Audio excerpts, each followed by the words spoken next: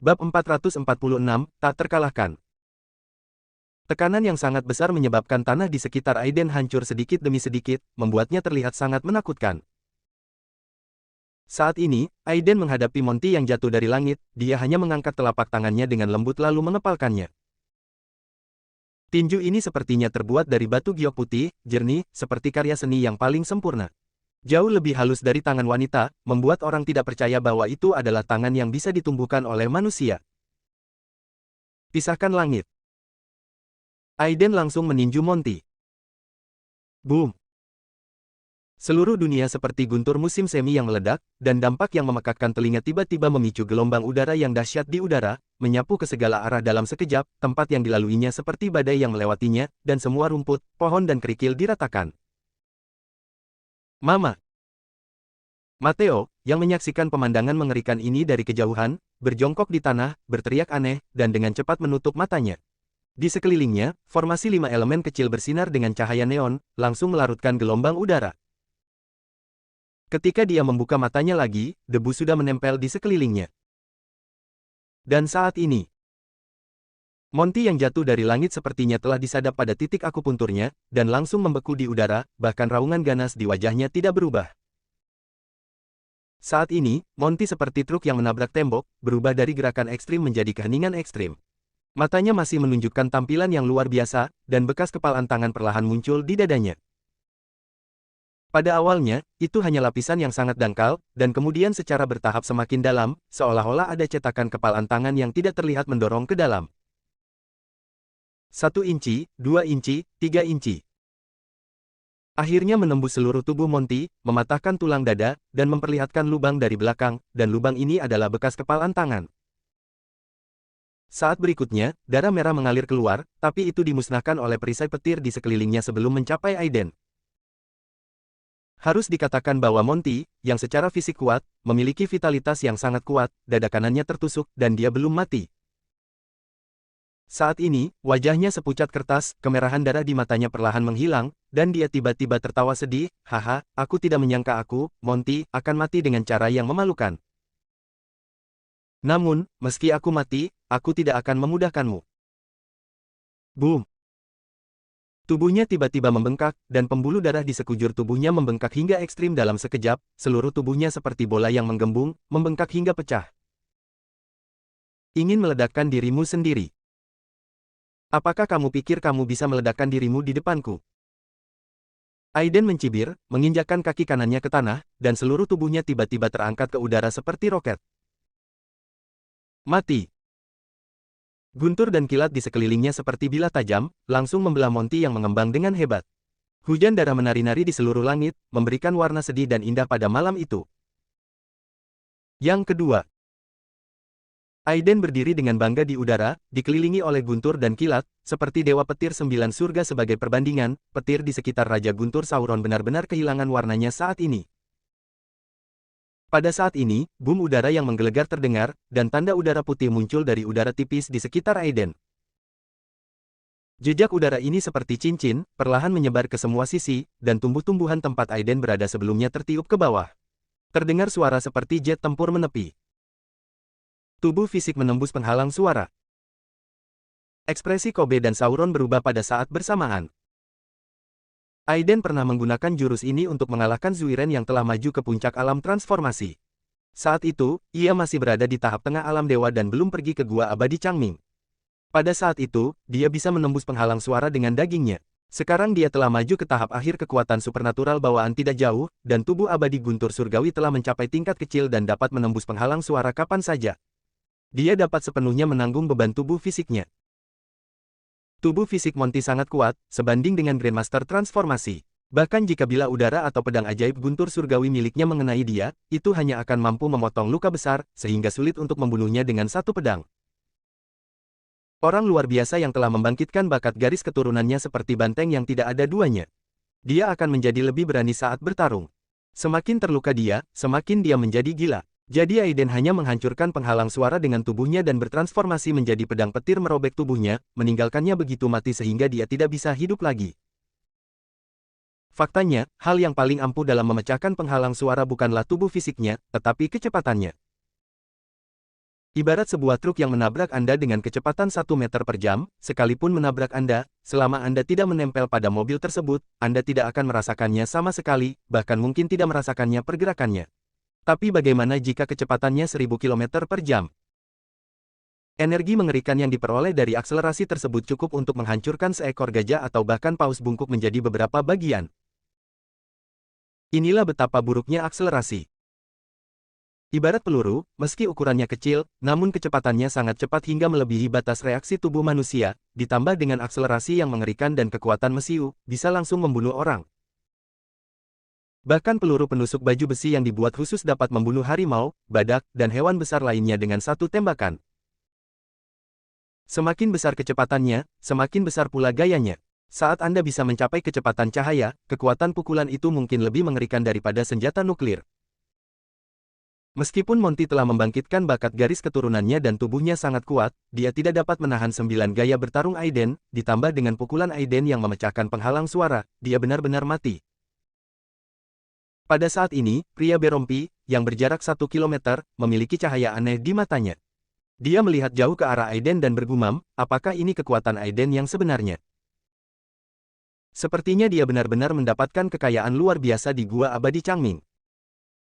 Melawan orang sekuat itu membuat darah seseorang mendidih. Di bawah, Octavia, yang wajahnya sangat terkejut, tersenyum pahit, memandang pria itu dan berkata, "Kakak senior, apakah kamu masih berpikir kamu bisa menjadi lawan Aiden?" Tentu. Pria itu tersenyum percaya diri, bagaimanapun, kita juga termasuk di antara 5 negara adidaya teratas dalam daftar gelap. Tubuh fisik kita dapat menembus penghalang suara. Meskipun menakutkan, itu bukannya tidak dapat dipecahkan. Selain itu, dia secara fisik dapat menembus penghalang suara, bukan? Octavia sepertinya teringat sesuatu dan menatap pria itu dengan kaget, "Kakak senior, apakah kamu sudah membuat terobosan fisik?" Pria itu sepertinya menikmati keterkejutan Octavia. Dia tersenyum bangga dan berkata, "Beruntung." Abnormal. Octavia bergumam dan berhenti bicara. Dibandingkan dengan kakak laki-lakinya dan orang mesum seperti Aiden, menjadi master sebelum usia 30 sepertinya tidak layak untuk disebutkan. Setelah terdiam cukup lama, Octavia berkata pelan, "Kakak senior, apakah menurutmu jika pemeringkatan Grandmaster Sundari diadakan, apakah kamu akan menduduki peringkat pertama, atau apakah Aiden akan menduduki peringkat pertama?" Pria itu mengerutkan bibirnya dan berkata, "Serahkan saja pada anak itu. Saya tidak peduli dengan orang-orang sombong ini." Octavia terkekeh dan berhenti bicara. Sepertinya kakak laki-lakiku tidak lagi percaya diri untuk mengalahkan Aiden. Di lapangan, Aiden, yang telah membunuh Monty, berdiri dengan bangga di kehampaan, seperti dewa, dan matanya akhirnya tertuju pada Kobe dan Raja Petir Sauron. Kobe dan Sauron merasakan hawa dingin di hati mereka pada saat yang sama, seolah-olah mereka ditahan oleh naga kuno, dan perasaan bahaya yang sangat besar muncul di hati mereka. Tidak, orang ini tidak terkalahkan. Bab 447, Senjata Ajaib Dewa Penyihir. Saat ini, Sauron langsung ingin berhenti. Meskipun dia suka berkelahi dan memiliki sifat sombong, dia juga menghargai kehidupan. Menghadapi lawan yang tak tertandingi, bahkan jika ada orang super kuat di daftar rahasia, dia harus pergi. Keterampilan melarikan diri Lan He tidak ada bandingannya. Bahkan jika dia kalah dari Aiden, dia mungkin bisa melarikan diri dengan mudah. Namun, menghadapi Aiden yang dapat menembus penghalang suara, mereka tidak memiliki kemampuan melarikan diri Lan He dan mereka pasti akan mati. Sebelum Kobe sempat bereaksi, Sauron segera mematahkan kekuatannya dan segera mundur. Pada saat ini, tombak petir yang telah kehilangan kendali Sauron baru saja terbang di depan Aiden, dan ditarik oleh energi tak kasat mata Aiden, sebenarnya melayang di udara, sehingga sulit untuk digerakkan. Pada saat ini, mata Kobe tajam, dan dia mengertakkan gigi dan menunjuk ke arah Aiden. Bola kabut darah yang berada di udara meledak dalam sekejap, dan kabut darah tebal mengalir menuju tubuh Aiden, jeritan melengking di tingkat spiritual, satu demi satu, mencoba mempengaruhi kewarasan Aiden. Setelah melakukan semua ini, dia melarikan diri tanpa henti sama sekali. Sekarang dia begitu dekat dengan Aiden, bahkan jika dia mengeluarkan senjata ajaib yang diberikan oleh leluhur Dewa Penyihir, dia tidak akan bisa membunuh Aiden. Melihat mereka berdua melarikan diri, Aiden tidak berniat mengejar mereka. Sebaliknya, dia tersenyum dingin dan melontarkan beberapa patah kata. Ketiga. Suara Aiden terdengar santai. Saat berikutnya, di bawah tatapan Kobe yang sangat mengejutkan, kabut darah di sekitar Aiden sepertinya tidak mampu menyerangnya sama sekali. Tubuh bawaan kebal terhadap semua racun. Meskipun tubuh abadi guntur surgawi Aiden belum mencapai ranah tubuh bawaan, jaraknya tidak jauh, jadi meskipun kabut darah jahat ini memiliki kekuatan korosi beracun, tidak ada gunanya bagi Aiden. Dapat dikatakan bahwa Kobe ditahan sampai mati oleh Aiden. Saat berikutnya, muncul pemandangan yang mengejutkan Raja Petir Sauron, yang melarikan diri dengan gila-gilaan. Telapak tangan Aiden seperti batu giok putih, perlahan terulur, dan tombak petir yang menyala-nyala di udara dengan mudah dipegang di tangannya, tanpa ada tanda-tanda akan meledak. Yang lebih mengejutkan Sauron adalah dia telah kehilangan kendali atas tombak petir saat ini. Kartu asnya langsung dikalahkan. Melarikan diri. Pada saat ini, Raja Petir Sauron, seorang raksasa dan sakti yang terkenal di dunia barat, melarikan diri dengan cepat tanpa ragu-ragu, sepertinya ada iblis di belakangnya yang mengejarnya. Aiden mengangkat matanya dan meliriknya, dan berkata dengan ringan, "Kamu memiliki kendali yang buruk atas kekuatanmu sendiri." Aiden mengatupkan tangannya sedikit, dan kemudian tombak petir, yang terlihat sangat tajam dan keras, sepertinya meleleh menjadi cairan guntur perak pada saat ini.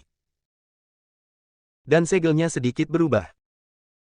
Cairan guntur seperti merkuri membentang dalam sekejap mata, dan langsung berubah menjadi pedang guntur perak yang mempesona.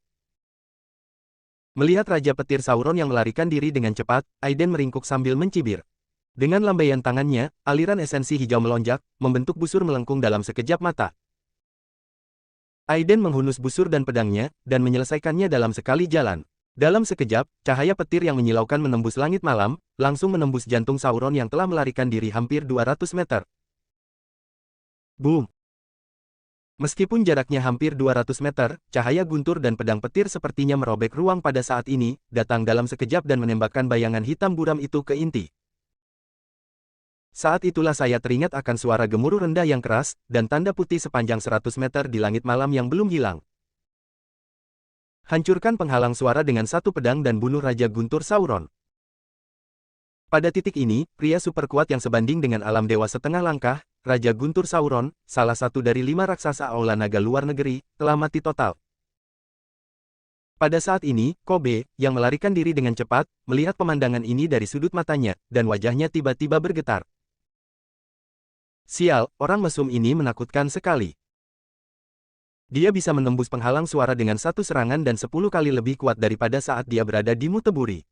Jika dia tahu bahwa dia begitu menakutkan, dia seharusnya tidak setuju datang ke Sundari untuk membunuhnya. Jika saya belum pernah melihat orang cabul ini membunuh Rafael di puncak Gunung Ming sebelumnya, saya seharusnya segera melarikan diri, saya seharusnya tidak menyetujui godaan Monty sama sekali. Hingga saat ini, sudah kurang dari 10 menit sejak semua orang mengepung Aiden. Dalam waktu kurang dari 10 menit, 3 Master Top tewas. Ini sungguh mengerikan. Pada saat ini, napas Kobe bergetar, dan dia masih tidak bisa mempercayai matanya. Meskipun dia telah melarikan diri dari jarak 300 meter dan masih memegang senjata ajaib ilahi yang diberikan kepadanya oleh leluhur dewa penyihir, dia tidak memiliki kepercayaan di dalam hatinya. Pembunuh tersembunyi Monty, Raja Guntur Sauron, Master Pembantai Surgawi Korea Jade, yang mana yang bukan raksasa yang kuat. Ketiga orang kuat tersebut terkenal di dunia bawah tanah, tetapi mereka dibunuh oleh Aiden dengan menjentikkan jarinya. Khususnya, metode Aiden dalam memadatkan ki menjadi busur, mengendalikan guntur menjadi pedang, dan akhirnya menarik busur untuk menembakkan anak panah, memecahkan penghalang suara dengan satu anak panah, dan membunuh Raja Guntur Sauron, membuat Kobe gemetar dari hatinya. Artinya, meskipun dia melarikan diri sejauh 1000 meter, Aiden dapat mengejar dan membunuhnya dalam beberapa tarikan napas. Belum lagi dia, bahkan pria berompi yang menyaksikan pertempuran dari pohon besar di kejauhan mengecilkan pupilnya. Aiden ini, tubuh fisik, seni bela diri, dan teknik, setiap kemampuan Aiden telah mencapai tingkat yang luar biasa. Pada akhirnya, Aiden memadatkan energinya menjadi busur, menarik busur dan menembakkan anak panah untuk menembus penghalang suara. Dia pernah melihat pemandangan serupa sebelumnya. Dia awalnya berpikir bahwa itu adalah metode yang hanya bisa dimiliki dengan memasuki alam dewa, tetapi dia tidak menyangka Aiden akan menggunakannya sekarang. Dengan lawan seperti itu, meski dia tidak menggunakan pedang terbang Immortal Changming, apa peluang menang melawannya? Pada saat ini, pria berompi kehilangan kepercayaan diri dan kemalasan yang dia miliki sebelumnya, dan ekspresinya sangat serius. Dia memandang Aiden dari kejauhan, menundukkan kepalanya dan membandingkan secara diam-diam di dalam pikirannya. Setelah beberapa saat, dia tiba-tiba mengangkat kepalanya, jejak tekad melintas di matanya. Meskipun Aiden sangat kuat, bukan di alam dewa, tetapi sebanding dengan alam dewa, dia tidak goyah sedikit pun. Dalam beberapa dekade terakhir, dia telah bepergian ke luar negeri, berperang melawan orang-orang kuat yang tak terhitung jumlahnya, dan mahir dalam teknik rahasia berbagai sekte besar. Bahkan jika dia menghadapi Aiden secara langsung, dia pasti akan hidup atau mati. Kobe melarikan diri dengan panik, tapi saat ini Lanhe masih tidak bergerak sama sekali, seolah-olah dia sudah melarikan diri. Aiden mengangkat alisnya sedikit dan mengabaikannya. Sebaliknya, dia melambaikan tangannya dan membawa pergi Mateo yang lesu. Dia mengambil satu langkah ke depan dan muncul di langit dalam sekejap. Aku lari darimu di Muteburi terakhir kali. Aku tidak menyangka kamu berani kembali. Kali ini, karena kamu di sini, ayo tinggal. Ketika kata-kata Aiden keluar dengan santai, Kobe, yang berubah menjadi kabut hitam di udara dan melarikan diri, tersandung dan langsung jatuh ke tanah. Tanpa ragu-ragu, dia langsung berdoa kepada Aiden, "Tuan Palmer, selamatkan hidupku. Tuan, jangan ingat kesalahan penjahat, perlakukan saja aku seperti kentut dan lepaskan aku. Di sini aku memiliki harta senjata sakti nenek moyang dewa penyihir, yang dapat menghalangi nafas. Aku persembahkan untukmu. Aku hanya memintamu untuk mengampuni hidupku." Oh.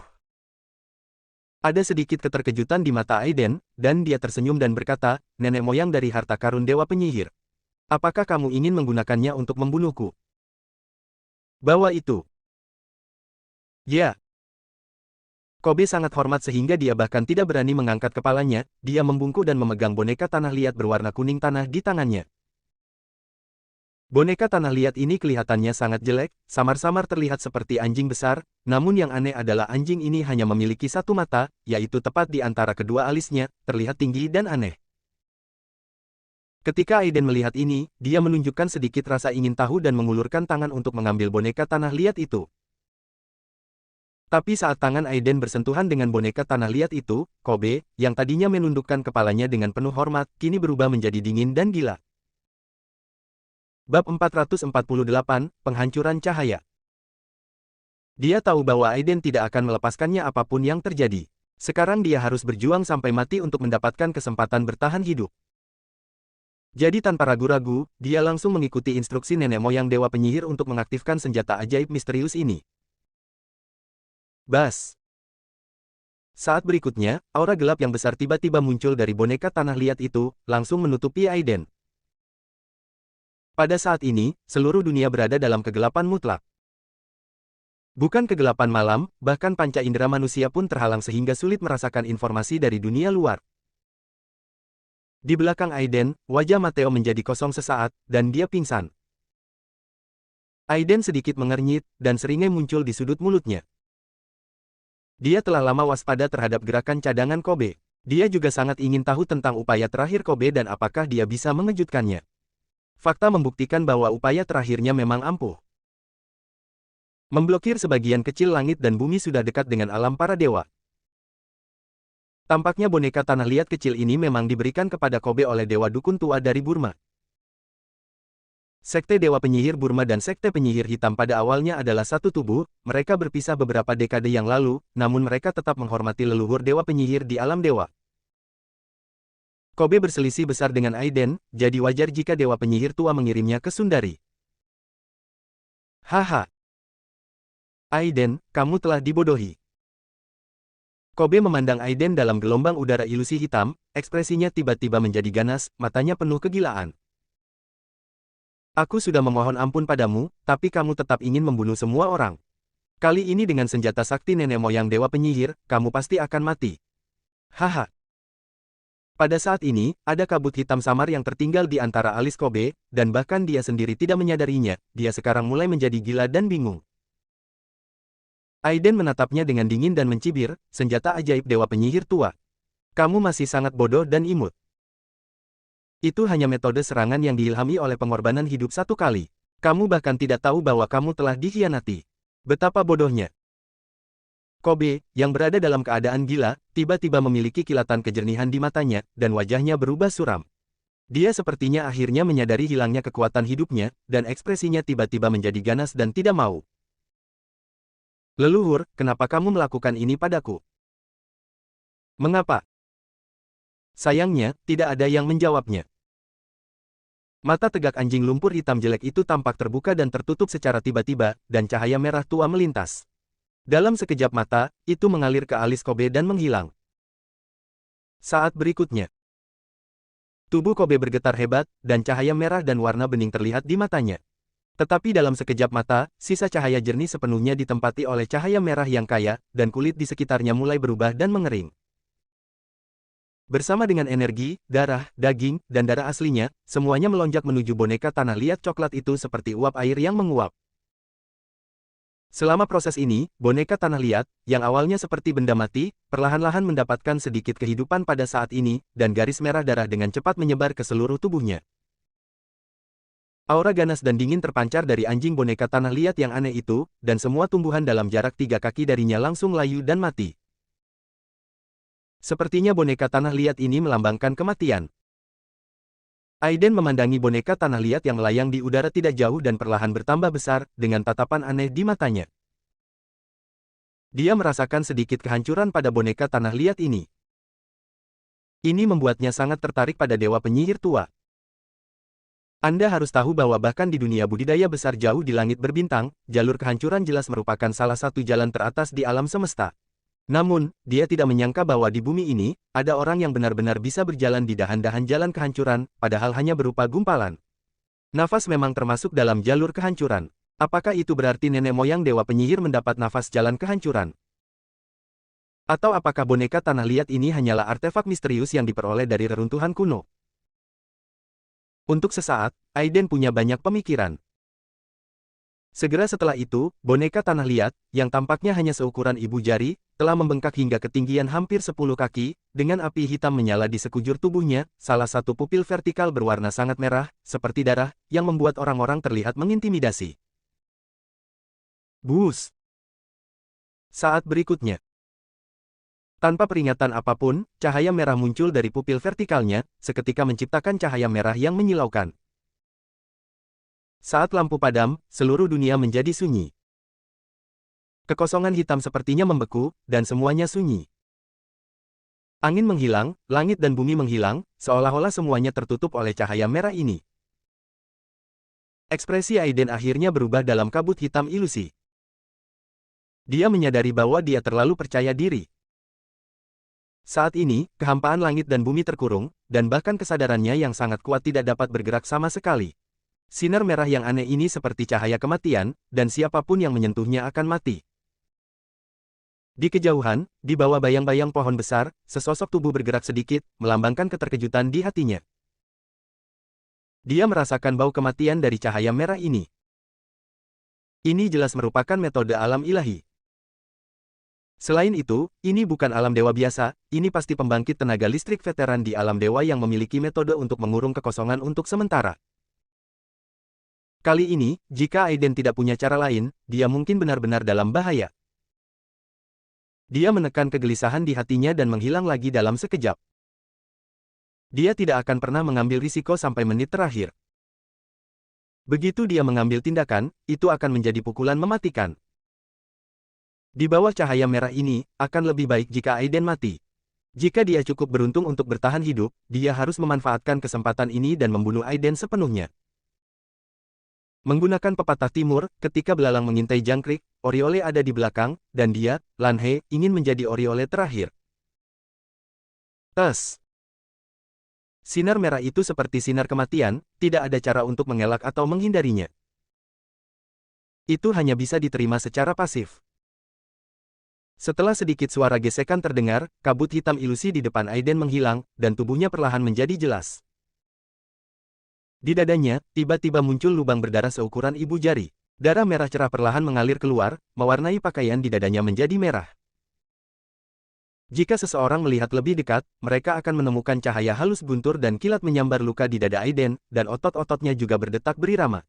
Luka yang kedalamannya kurang dari 1 inci, sebenarnya bergerak dengan kecepatan tinggi terlihat dengan mata telanjang. Perbaiki, pulihkan. Melihat ini, mata Lanhe menjadi tumpul dalam bayang-bayang di kejauhan, dan jantungnya melonjak lagi. Bagaimana ini bisa terjadi? Cahaya yang membuatnya merasakan aura kematian yang kuat bahkan tidak menembus tubuh Aiden. Ini sungguh mengerikan. Terbuat dari apakah tubuhnya? Apakah itu berlian? Bahkan berlian pun tidak begitu keras dan menakutkan, bukan? Bab 449, Lanhe mengambil tindakan. Sementara Lanhe terkejut, pria berompi, yang berjarak 1000 meter, memasang ekspresi kompleks di wajahnya. Dia tahu boneka tanah liat itu, atau dia pernah melihat gerakan serangan maut serupa. Jika Anda bertanya pada diri sendiri, dia juga akan berada dalam bahaya kematian di bawah cahaya kehancuran. Bagaimanapun juga, dia tidak berada di alam ilahi, meskipun roh, energi, dan tubuh fisiknya telah mencapai puncak, dibandingkan dengan alam ilahi yang sebenarnya, Bao He masih belum memiliki transformasi akhir, jadi masih ada beberapa celah. Menghadapi jurus pamungkas dari alam dewa veteran, dia tidak percaya diri untuk menolaknya. Menghadapi gerakan ini, dia berpikir bahkan jika Aiden selamat, dia pasti akan terluka parah dan kehilangan kekuatan bertarungnya. Dia sudah siap menghadapinya. Tapi yang tidak pernah dia duga adalah Aiden hanya terluka ringan. Tidak. Kulitnya baru saja tertusuk dan sedikit darah mengalir keluar. Dia menggunakan teknik rahasianya dan dapat dengan jelas melihat luka di dada Aiden. Luka itu telah sembuh dengan cepat saat ini. Saya khawatir akan memakan waktu lebih dari 10 menit paling banyak yang harus disembuhkan. Apakah orang ini Wolverine? Entah kenapa, dia tiba-tiba ingin mengeluh. Di lapangan, Aiden melihat luka di dadanya, matanya dipenuhi roh jahat. Dia sebenarnya terluka. Dengan kekuatan fisiknya saat ini dan kekayaan energi sejatinya, bahkan jika dia menghadapi master di alam dewa, dia dapat dengan mudah bertarung atau bahkan menang. Namun, kini menghadapi semut tersebut, dia terluka. Jika tidak, tubuh abadi guntur surgawi miliknya telah mencapai tingkat kecil, dan kulit, daging, dan bahkan tulangnya seperti senjata ajaib, tidak bisa dihancurkan. Jika dia berada di tahap tengah kekuatan magis saat ini, dia mungkin benar-benar tertembak ke inti. Begitu dia memikirkan hal ini, niat membunuh di mata Aiden sangat kuat, dia mengambil langkah ke depan, dan tiba-tiba di malam yang gelap, guntur ilahi ungu setebal ember meraung dan langsung menimpa Aiden. Dan kemejanya benar-benar hancur dalam sekejap, memperlihatkan garis-garis otot yang ramping, yang seperti hasil karya yang ajaib, penuh warna berkilau, dan tampak seperti batu giok, dengan tekstur yang tidak bisa dihancurkan. Guntur dan kilat menjalar ke seluruh tubuhnya, lalu keluar langsung dari matanya. Dalam sekejap, dua mata petir seperti matahari bersinar di kegelapan malam. Kekosongan memadat, dan seluruh dunia dipenuhi dengan guntur yang menakutkan. Aura kehancuran dan kematian sebelumnya menghilang dalam sekejap. Mati. Dia meraung dengan marah, dan tubuhnya tiba-tiba berubah menjadi bilah petir yang tajam, yang langsung menembus kehampaan dan mengeluarkan boom sonik. Gelombang udara yang menakutkan tidak bisa tenang di udara untuk waktu yang lama.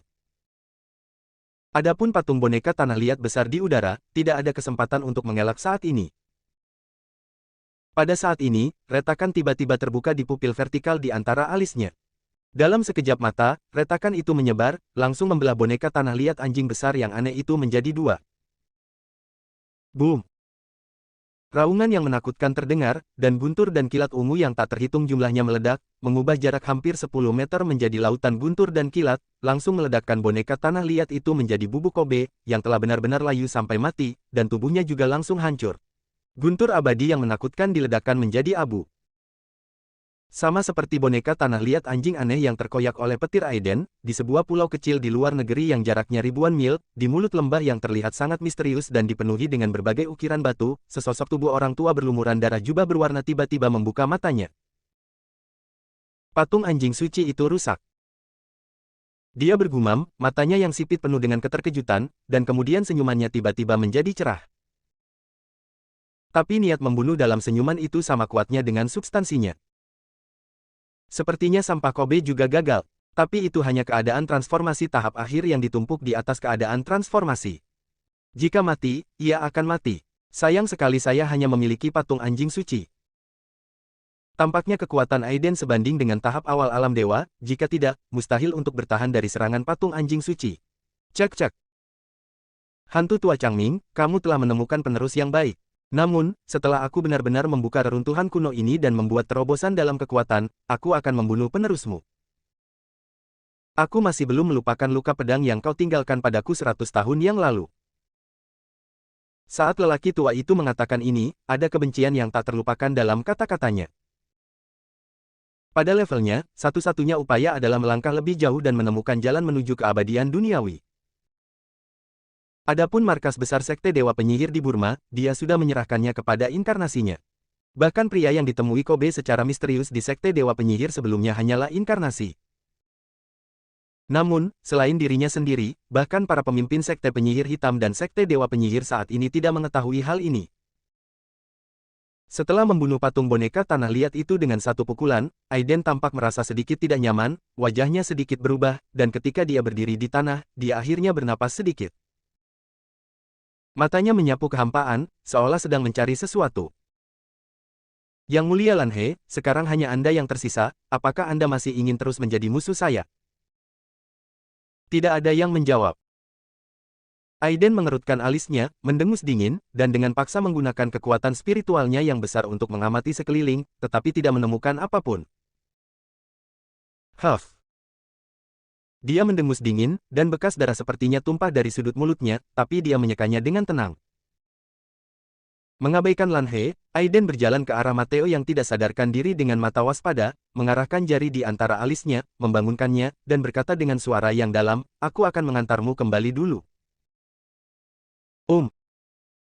Mateo melihat sekeliling yang berantakan melalui sinar bulan, dengan sedikit kebingungan di wajahnya, apakah sudah terselesaikan? Masih ada satu yang tersisa. Metode pelarian dan penyembunyian orang ini agak aneh, dan sulit bagiku untuk menguncinya dengan kekuatan pikiran spiritualku, jadi aku akan mengirimmu ke tempat yang aman sekarang, dan kemudian menunggu kesempatan untuk menghadapinya. Bagus. Mateo mengangguk tanpa ragu-ragu dan mengikuti Aiden pergi. Namun, tiba-tiba, sepertinya ada angin sepoi-sepoi bertiup, dan bilah cahaya putih buram dengan cepat melebar di pupilnya. Hati-hati. Niat membunuh Aiden melonjak ke langit, dan aura menakutkan menyapu udara dalam sekejap, menyebabkan awan gelap yang bergetar menghilang. Pergi ke neraka. Boom. Dia meninju, dan tanda tinju besar tiba-tiba terbentuk di udara, secepat kilat, itu menghantam bayangan yang tidak terdeteksi di sisi Mateo. Boom. Udara meledak. Sebuah lubang besar langsung menghantam tanah dengan kekuatan yang menakutkan, dan retakan seperti jaring laba-laba menyebar kemana-mana. Tapi tidak ada jejak Lanhe sama sekali. Saat berikutnya, sesosok hantu muncul di punggung Aiden tanpa peringatan apapun. Seperti cermin yang bengkok, sesosok manusia ilusi berjalan keluar dari cermin. Kelihatannya sangat lambat, namun nyatanya sangat cepat. Di tangan kanannya, duri berbentuk segitiga yang tidak terlihat tajam sama sekali menusuk punggung Aiden dengan ringan. Tusukan ini sepertinya tidak memiliki kekuatan sama sekali, tetapi ketika mengenai kulit Aiden, tusukan itu meledak dengan suara gemuruh yang menakutkan. Ibarat pukulan meriam, ketika menyerang, mereka semua mengumpulkan momentum, ketika mengenai musuh, mereka akan meledak dengan kekuatan yang mengejutkan. Serangan Lanhe juga memiliki efek yang sama tetapi pendekatannya sama. Bab 450, Ujung Jalan. Menghadapi serangan diam-diam Lanhe, Aiden tidak terkejut sama sekali, dan seringai muncul di sudut mulutnya. Kaulah yang aku tunggu-tunggu. Adegan di saat berikutnya mengejutkan Lanhe dan membuatnya sulit dipercaya. Qiang. Duri militer khusus miliknya yang sangat tajam menembus kulit Aiden, namun hanya meninggalkan bekas putih dan bahkan tidak menembus kulit lawan. Kalian pasti tahu kalau duri militernya terbuat dari besi meteorit asli, berkali-kali lipat lebih kuat dari belati jade, merupakan artefak asli yang bisa memotong besi seperti tanah liat. Dia pernah melakukan eksperimen di mana dia bisa menahan taji militer dan merobek paduan super dalam satu boom. Bahkan berlian pun akan hancur oleh pukulan boomnya. Tubuh Aiden ini benar-benar lebih buruk dari berlian. Apakah itu manusia? Meskipun Lanhe sangat terguncang ketika serangannya gagal, pengalaman pembunuhannya selama bertahun-tahun membuatnya sangat tenang. Bahkan dalam situasi yang sangat mengejutkan, dia dapat bereaksi secara instan. Ah! Sosoknya seperti seekor loah, sangat cepat, dan menghilang dalam sekejap seperti bayangan. Pada saat ini, ruangan kembali tenang, seolah-olah tidak terjadi apa-apa. Masih ingin pergi? Cibiran di mata Aiden semakin parah. Dengan lambaian tangannya, guntur yang menyilaukan tiba-tiba berubah menjadi tombak petir dan melesat ke suatu tempat di kejauhan. Boom! Udara meledak, guntur dan kilat berwarna putih keperakan mengamuk di udara, dan rumput liar di sekitarnya langsung dialiri listrik menjadi kokas. Di bawah bayang-bayang rumput liar, sosok yang sedikit malu perlahan muncul. Bagaimana kamu menemukanku? Di dalam bayangan, sosok Lan He muncul. Matanya muram, menatap Aiden seperti elang. Pada saat ini, Lan He, raksasa dalam daftar gelap, akhirnya merasa takut. Teknik penyembunyian yang paling dia banggakan sebenarnya sudah terlihat jelas, jadi keunggulannya melawan lawannya kini minimal. Terlebih lagi, penampilan kekuatan besar Aiden telah membuatnya ingin mundur. Meskipun cairan kehidupan dan item hadiah di Dragon Hall bagus, mereka harus memiliki kehidupan untuk mendapatkannya. Siapapun yang melihat seorang Grandmaster dibunuh seperti ayam akan merasa ngeri. Meskipun Lan He adalah orang super kuat yang terkenal di dunia bawah tanah, dibutuhkan banyak otak untuk menghadapi keberadaan seperti Monty dan Raja Guntur Sauron. Namun, Aiden membunuh mereka dengan santai. Metode dan kemampuan ini sepenuhnya di luar jangkauannya imajinasi Lan He. Aiden, aku tidak menyangka kamu mempunyai kemampuan mengerikan seperti itu. Bagaimana kalau kita semua berhenti dan berdamai? Aku tidak ingin cairan kehidupan atau hadiah dari Dragon Hall, jadi aku akan kembali ke Eropa. Lan He berkata secara terbuka. Dia adalah orang kedua di Tomahawk Rusia, raksasa dalam daftar gelap, seorang tiran, yang mampu membungkuk dan meregangkan tubuh. Begitu Anda melihat sesuatu yang tidak bisa Anda lakukan, segera akui kekalahan. Aiden meletakkan tangannya di belakang punggung dan berkata dengan acuh tak acuh. Ku bilang, kalian semua harus mati. Jika kalian berani memprovokasi saya, kalian harus membayar harganya. Lan He mendengus marah. Aiden, aku akui kamu sangat kuat. Bahkan di daftar gelap, kamu bisa masuk peringkat 5 besar atau bahkan 3 besar. Tapi jika aku ingin pergi, bahkan pembangkit tenaga listrik tingkat dewa pun tidak bisa menahanku, apalagi kamu. Nama Pantom Demon Lan He terkenal di dunia bawah tanah di seluruh dunia, dibandingkan dengan nama Jade dan Raja Guntur Sauron, dia adalah raksasa sejati dan lebih sulit dihadapi daripada Raja Guntur Sauron. Walaupun kekuatan petir Raja Petir Sauron sangat menakutkan, namun ia tetap bisa mengelak, apalagi dengan kecepatan Raja Petir Sauron, sulit untuk mengejar dan membunuh orang kuat yang levelnya sama. Tapi Lan He, sang iblis hantu, berbeda. Dia memiliki kekuatan mental yang kuat dan keterampilan sihir yang aneh. Dia telah menguasai lusinan rahasia bayangan dan metode pembunuhan yang sulit untuk dilawan. Tidak ada yang mau macam-macam dengan orang kuat yang hidup dalam gelap. Karena kemampuan unik inilah ia menjadi satu-satunya raja pembunuh di dunia yang bukan seorang pembunuh.